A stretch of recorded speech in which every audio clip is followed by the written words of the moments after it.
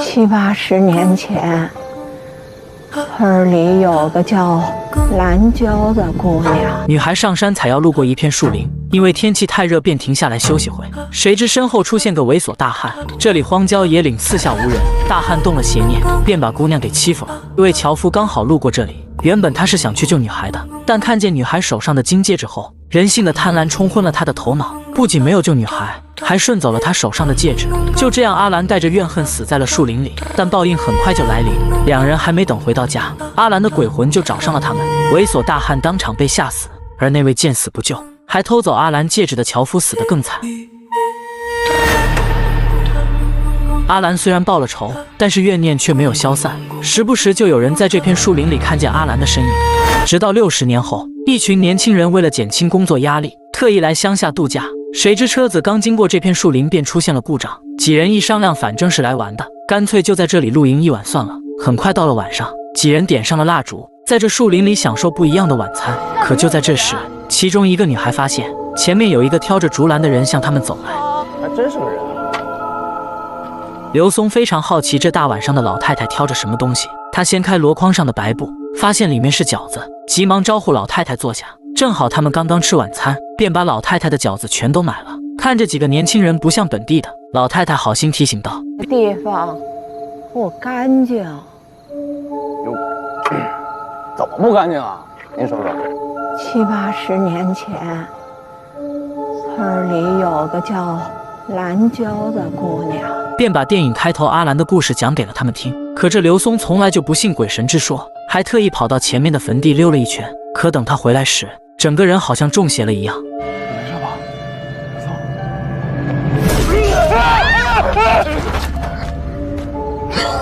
原来刘松是故意装鬼吓唬他们的。为了提升大家的胆量，刘松决定玩个更刺激的游戏。谁抽到最短的，谁就完成卡片上的任务。别了吧！胆子最小的慧慧抽到任务，不要，死也不要。旁边的李想一直暗恋慧慧，于是说让她去。卡片上的任务是去坟地挑选5个墓碑上的照片，用素描画下来。李想虽然害怕，但还是咬着牙去了。很快他找到了一个有照片的墓碑，献上一个苹果表示赔罪，便开始画了起来。就在他画完准备离开时，谢谢你的苹果。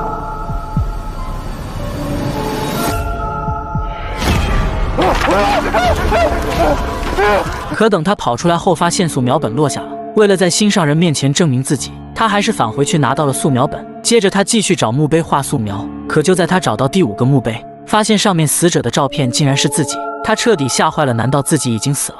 而在另一边的3人等了好久都没见李想回来，便开始担心他的安全。就在这时，老太太再次出现，她告诉众人，前几天发大水冲坏了阿兰的墓，李想的魂肯定是被他勾走了，唯一的办法就是俗话说亡灵吃饺子，以脚代脚，你们必须过去一个人为死者饺子，他才能安然离开，你们的同伴自然就能回来了。而这个任务自然就落在胆子最大的刘松身上。等刘松一进入坟地，就发现了一口陈旧的棺材。这种材质的棺材肯定不是现在的，看来这就是埋葬阿兰的棺材。刘松没有害怕，拿起饺子就伸了进去。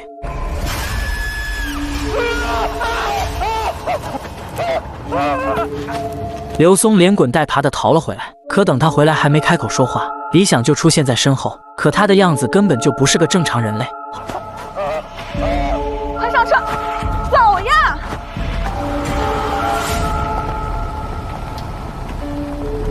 好了，今天的故事就讲到这里。电影名叫《张震讲故事》，正在连载，喜欢的朋友可以去看看原片。我们下期再见。